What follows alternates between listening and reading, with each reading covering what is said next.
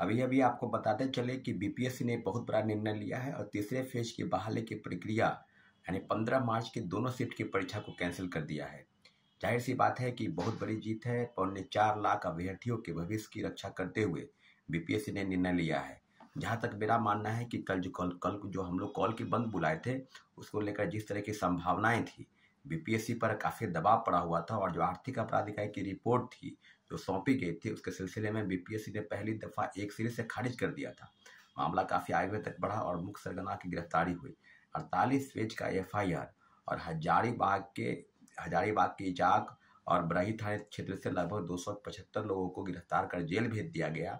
इन सारे मामलों को तहकीकात करते हुए बीपीएससी ने बहुत बड़ा फैसला किया है।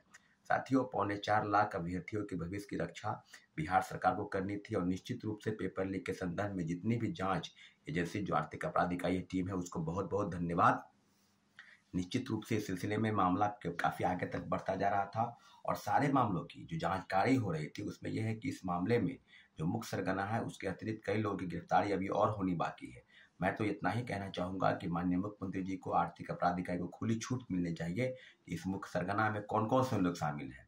ये जो पेपर लीक कांड है ये आज बिहार में पहली बार नहीं हुआ है। इसके पहले भी कई बारी परीक्षाओं के पेपर लीक हो चुके, जैसे सिपाही भर्ती, दरोगा भर्ती, इन्फोर्समेंट, बीपीएससी सोसाइटी में पेपर लीक और आज तीसरे फेज की बहाली का भी पेपर लीक हो गया। तो सारे मामले बिल्कुल अब उसी दिशा में आगे बढ़ रहे हैं कि आर्थिक अपराध इकाई बिल्कुल बेहतर काम कर रही है और आने वाले समय में इनमें बीपीएससी के अंदर कौन कौन से लोग शामिल हैं।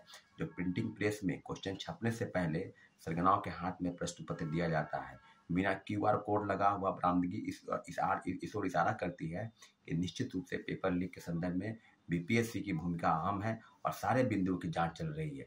आने वाले समय में कल के जो आंदोलन बुलाए गए हैं, जितने भी शिक्षक अभ्यर्थी और छात्र आंदोलन के लिए ललायत थे, जो आना चाहते थे, निश्चित रूप से अब उनको मन में कहीं ना कहीं एक शांति मिली होगी। लेकिन इतना जरूर है, राज्य सरकार को एक फैसला करना है कि आने वाले समय में राज्य में जितनी भी प्रतियोगिता की परीक्षा हो उसमें पेपर लीक नहीं हो, ये सुनिश्चित करना राज्य सरकार का दायित्व बनता है।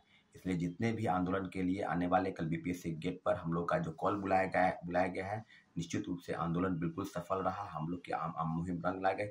इसलिए जितने भी शिक्षक अभ्यर्थी, छात्र अभ्यर्थी और प्रिंट और इलेक्ट्रॉनिक मीडिया के साथी हैं, सबके बहुत बहुत धन्यवाद और शुक्रिया। इस पेपर लीक कांड में उनकी जो अहम भूमिका है, सबकी जाँच होनी चाहिए जिसने पेपर लीक कराया है।